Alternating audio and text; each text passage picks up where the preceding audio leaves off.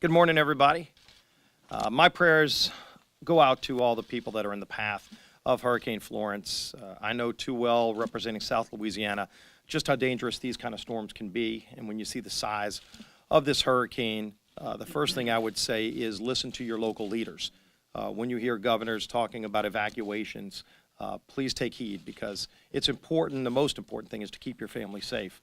You can shore up your house, take your pets with you, but if you're in the path of that storm and your local leaders are telling you to evacuate, please take heed and ultimately make sure that you're safe. And my office stands ready to help anybody that ultimately has to deal with the consequences, but hopefully everybody is safe through this tragic storm.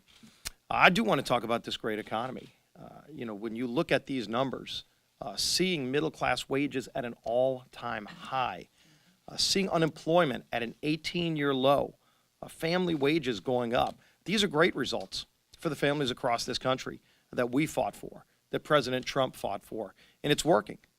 In fact, the economy is doing so well that now you see Barack Obama trying to take credit for this great economic growth.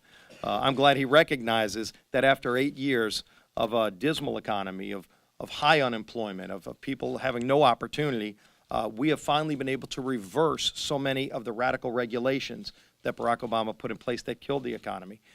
By cutting taxes and reversing all of the Obama tax increases, we're seeing this great economic growth. So I think people out there that are experiencing the positive effects of this growing economy know how it happened.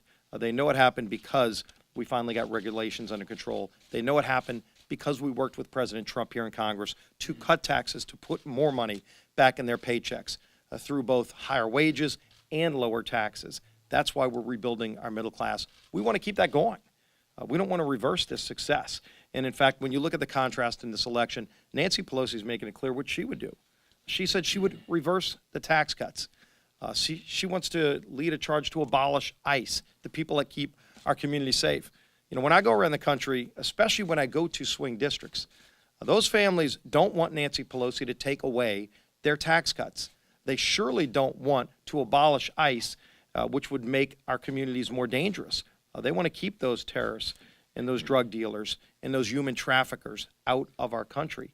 And so we need to make it clear throughout this what the contrast is.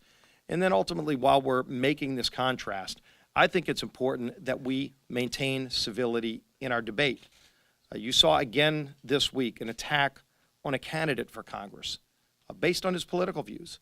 There is no place in our society for violence or inciting violence against people based on their political views or who they work for. And we all need to be calling that out. Not just Republican leaders, but Democrat leaders need to be calling it out as well. This is the greatest country in the history of the world. And one of the things that makes it great is that we respect other people's views. And even if you disagree with somebody's politics, you resolve those differences at the ballot box. You don't resort to violence like we see in third world countries. And when that happens, we all need to stand against it. There is no place for it in our society.